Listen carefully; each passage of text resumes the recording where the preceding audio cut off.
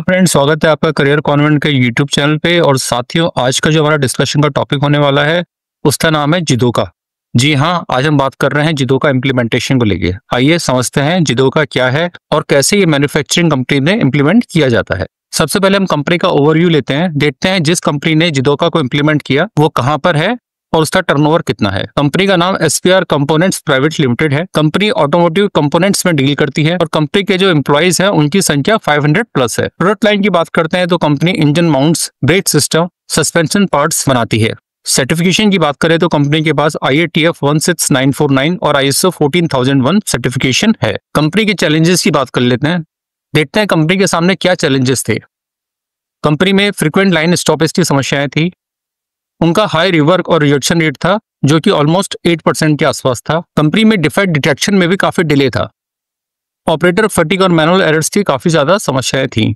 Friends, company ने जब जिडोका को इम्प्लीमेंट करने का प्लान किया तो सबसे पहले उन्होंने जिडोका के ऑब्जेक्टिव्स को डिफाइन किया। आइए देखते हैं कि उनके जिडोका के क्या ऑब्जेक्टिव्स थे।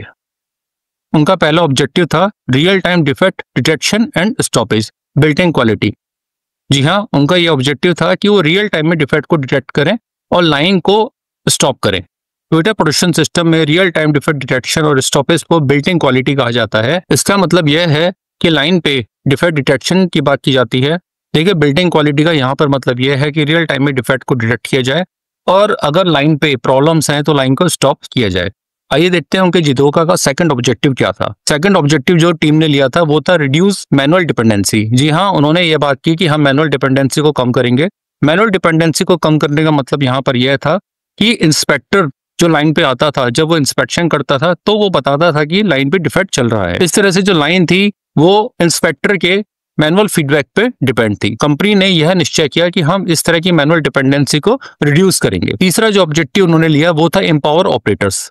यहाँ पे एम्पावर ऑपरेटर्स का मतलब यह है कि ऑपरेटर्स को इतना एम्पावर किया जाएगा कि अगर उसे लाइन पे डिफेक्ट मिलता है तो वो लाइन को स्टॉप कर सकता है। इसके साथ साथ जिडोका का जो अगला ऑब्जेक्टिव था वो था इम्प्रूव फर्स्ट टाइम राइट। जी हाँ, उन्होंने निश्चय किया कि उन्हें अपनी लाइन के FTR को इम्प्रूव करना था। और इसके अलावा उन्होंने जो अगला ऑब्जेक्टिव लिया वो था build visual accountable process. Build visual और अकाउंटेबल प्रोसेस का यहाँ पे ये मतलब था कि जब लाइन पे अगर कोई समस्या आएगी तो वो कंपनी किसी ब्लेम गेम में ना पड़ के प्रोसेस को अकाउंटेबल मानेगी और प्रोसेस में देखेगी कि क्या समस्याएं हैं जिसकी वजह से डिफेक्ट जनरेट हो रहा है। जिडोका को इम्प्लीमेंट करने के लिए सबसे पहले कंपनी ने टीम का फॉर्मेशन किया और उन्हें ट्रेनिंग प्रोवाइड कराई। टीम फॉर्मेशन में बेसिकली 5 से 6 लोग लिए गए और ट्रेनिंग के माध्यम से उनको ये बताया गया कि किस प्रकार जिडोका TPS का एक इम्पोर्टेंट पिलर है और किस प्रकार से ये हमें डिफेक्ट रिड्यूस करने में और बिल्डिंग क्वालिटी में हमारी हेल्प करेगा। ट्रेनिंग में टीम को ऑटोमेशन और ऑटोनोमेशन का फर्क समझाया गया। आइए देखते हैं कि ऑटोमेशन और ऑटोनोमेशन का क्या फर्क होता है। देखिए, इस टेबल के माध्यम से हम समझते हैं कि टीम को किस प्रकार की ट्रेनिंग दी गई। ऑटोमेशन के मेन पर्पस की बात करते हैं तो ऑटोमेशन में जो मेन पर्पस होता है वो इंक्रीज प्रोडक्टिविटी होता है। जी हाँ, ऑटोमेशन में, जबकि ऑटोनोमेशन में जो मेन पर्पस होता है वो ensure quality and stop errors होता है। देखिए, यहाँ पर आपको ऑटोनोमेशन और जिडोका में कंफ्यूज नहीं होना चाहिए। जिडोका बेसिकली एक जापानीज वर्ड है जबकि ऑटोनोमेशन एक इंग्लिश वर्ड है। अगर हम समझे तो इन दोनों का मीनिंग एक्चुअली एक ही है। ऑटोमेशन में जहाँ पे ह्यूमन रोल मिनिमम होता है, वहीं ऑटोनोमेशन में ह्यूमन को एक्टिव प्रॉब्लम सॉल्विंग में इन्वॉल्व किया जाता है। एबनॉर्मलिटी डिटेक्शन की बात करते हैं, जहाँ पे ऑटोमेशन में एबनॉर्मलिटी डिटेक्शन बिल्ट इन नहीं होता है, वहीं autonomation built in detection and stop function की बात करता है। इसका मतलब यह है कि ऑटोनोमेशन में रियल टाइम डिफेक्ट डिटेक्शन और अगर आवश्यकता पड़े तो मशीन स्टॉपेज को भी अलाउ किया जाता है। अगर कॉस्ट की बात करें तो ऑटोमेशन की में कॉस्ट काफी हाई होती है और ऑटोनोमेशन में एक मॉडरेट कॉस्ट आती है। लीन मैन्युफैक्चरिंग फिट की बात करें तो ऑटोनोमेशन कई बार लीन मैन्युफैक्चरिंग प्रिंसिपल में फिट नहीं होता है, जबकि ऑटोनोमेशन लीन मैन्युफैक्चरिंग का एक कोर पिलर है जो कि जस्ट इन टाइम और SMET के साथ मिलकर काम करता है। Robotic welder in a car plant, ये एक सटीक एग्जांपल है ऑटोमेशन का, जबकि मशीन स्टॉपिंग ऑन डिफेक्ट ये एक एग्जांपल है ऑटोनोमेशन का। यहाँ पे देखिए हमें फर्क साफ दिखाई देता है। जहाँ पे कार प्लांट में रोबोट की हेल्प से वेल्डिंग की जाती है, लेकिन रोबोट अपने आप में डिफेक्ट के जनरेट होने पर बंद नहीं होता है। वहीं ऑटोनोमेशन में मशीन में ये कंडीशन लगाई जाती है कि मशीन अगर डिफेक्ट का प्रोड्यूस करे तो वो अपने आप ऑटोमेटिक बंद हो जाए। इन वीडियोस की हेल्प से आप ऑटोमेशन और ऑटोनोमेशन के फर्क को समझ पाएंगे। देखिए, ऑटोमेशन में जहाँ पे रोबोट्स काम करते हैं और उनका जो मेन फोकस होता है वो प्रोडक्टिविटी होता है। जैसा कि आप इस वीडियो में देखते हैं कि ये रोबोट कंटिन्यूअस मोशन में काम करता है। वहीं अगर हम इस एग्जांपल को समझते हैं जहाँ पे ऑटोमेटिक वॉशिंग मशीन्स हैं, ये एक ऑटोमेशन का एग्जांपल है। वैसे देखिए, वॉशिंग मशीन में अगर पानी की सप्लाई नहीं आती है तो ऑटोमेटिक वॉशिंग मशीन अपने आप बंद हो जाएगी, और हम अगर इसकी कैपेसिटी से ज्यादा कपड़े वॉश के लिए डालते हैं तो भी ये मशीन ऑपरेट नहीं होगी। मैं उम्मीद करता हूं इन दोनों एग्जांपल्स की हेल्प से आप ऑटोमेशन और ऑटोनोमेशन के फर्क को अच्छे से समझ पाए होंगे। जिडोका को इम्प्लीमेंट करने के लिए सबसे पहले टीम ने अपने शॉप फ्लोर के लेआउट को स्टडी किया और उन्होंने अपने असेंबली लाइन की मैपिंग की। देखिए, उनके पास 5 असेंबली लाइन्स थी। असेंबली लाइन ए, बी, सी, डी और ई। असेंबली लाइन ए का प्रोडक्शन पर आवर का 20 पीसेस था। असेंबली लाइन बी का 30 पीसेस पर आवर था। असेंबली लाइन सी का 30 pieces per hour, assembly D का 40 पीसेस पर आवर और असेंबली ई का 30 पीसेस पर आवर का प्रोडक्शन रेट था। टीम ने इन 5 लाइनों को स्टडी किया और उन्होंने यह पाया कि जो असेंबली लाइन बी थी वो टोटल डिफेक्ट्स का 65% डिफेक्ट प्रोड्यूस करती थी। असेंबली लाइन बी में जो की इश्यूज पाया गया वो बोल्ट इंस्टॉलेशन एनजी था। इसका मतलब यह था कि उन्हें बोल्ट के अंडर टाइटन या ओवर टाइटन की समस्याएं असेंबली लाइन बी पर आती थी। इस वीडियो की हेल्प से आप इस प्रॉब्लम को और अच्छे से समझ पाएंगे। देखिए, बेसिकली ये इस तरह का बोल्ट था और ये एक मैनुअल टॉर्क रिंच की हेल्प से टाइट किया जाता था। तो समस्या यह थी असेंबली लाइन बी पे, यह बोल्ट कभी तो अंडर टाइट और कभी ओवर टाइट हो जाता था। टीम अभी समझ चुकी थी कि उनको असेंबली लाइन बी पे काम करना था और असेंबली लाइन बी को उन्होंने as a pilot area select किया। असेंबली लाइन बी में 3 वर्क स्टेशंस थे और असेंबली लाइन बी का जो आउटपुट था वो 30 पार्ट्स पर आवर था। देखिए, आपको बेटर तरीके से समझाने के लिए इस वीडियो में आप समझ सकते हैं कि असेंबली लाइन का प्रिंसिपल क्या होता है। एक इस तरह की कन्वेयर लाइन होती है, बेसिकली असेंबली की जाती है। जैसा कि हम देखते हैं कि हमारी असेंबली लाइन बी जिसपे 65% डिफेक्ट प्रोड्यूस होते थे, इस पर टीम को अब काम करना था। असेंबली लाइन बी एक इंजन माउंट असेंबली की लाइन थी जहां पर इंजन माउंट्स को इंजन ब्लॉक के ऊपर असेंबल किया जाता था। देखिए, ये इंजन माउंट होता है और इस इंजन असेंबली में आप देख पाएंगे कि किस प्रकार से इंजन माउंट को फिट किया गया है। जैसा कि मैंने आपको बताया है कि इंजन माउंट्स को इंजन ब्लॉक के ऊपर असेंबल किया जाता है, तो ये एक इंजन ब्लॉक की पिक्चर है और engine block critical engine components के लिए एक फाउंडेशन और हाउसिंग का काम करता है, जबकि इंजन माउंट्स इंजन को व्हीकल चेसिस पे सिक्योर करते हैं और वाइब्रेशंस को एब्जॉर्ब करते हैं। अब हम देखते हैं कि टीम ने कौन कौन से जिडोका टूल्स को असेंबली बी पे डिप्लॉय किया।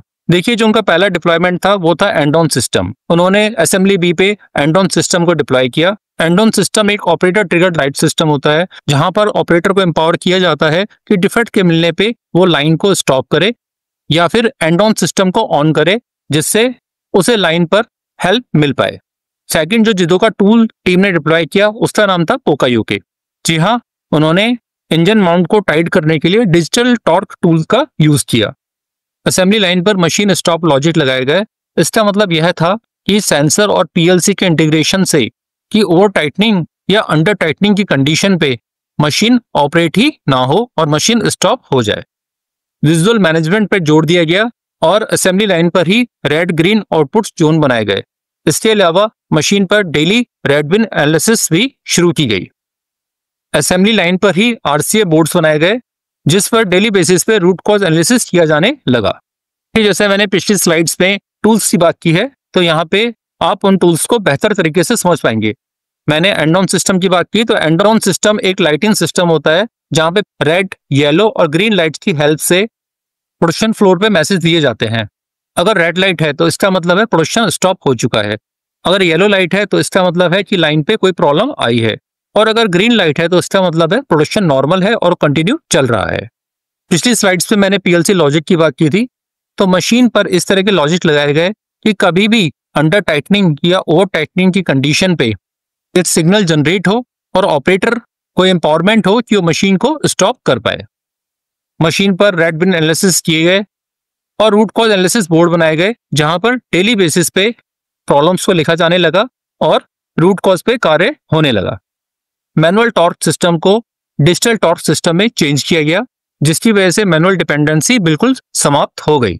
जिडोका टूल्स के इम्प्लीमेंटेशन के बाद यह निश्चय किया गया कि जिडोका की ट्रेनिंग को ऑपरेटर लेवल पे भी दिया जाएगा। इसके लिए जिडोका कॉन्सेप्ट की ट्रेनिंग को ऑपरेटर के लिए सुनिश्चित किया। लाइन स्टॉपेज के लिए रोल डिफाइन किए गए और यह बताया गया कि किन लोगों को लाइन को स्टॉप करने की परमिशन है। नो ब्लेम कल्चर को इंट्रोड्यूस किया गया।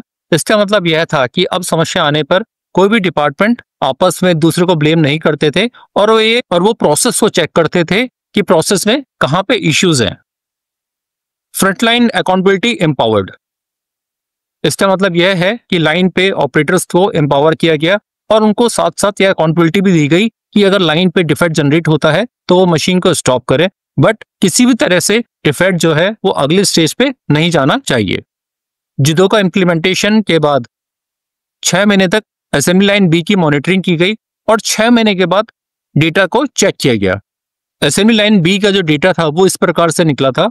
FTR 85% से 97.5% हो गई थी। असेंबली लाइन बी का जो रिएक्शन रेट था वो 8% से 1.1% हो गया था। देखिए यहाँ पे कंफ्यूज होने की जरूरत नहीं है। हमने जो 65% बोला था, 65% का मतलब ये था कि पांचों लाइन में असेंबली बी का जो कंट्रीब्यूशन था वो टोटल कंट्रीब्यूशन का यानी कि टोटल रिएक्शन का 65% था।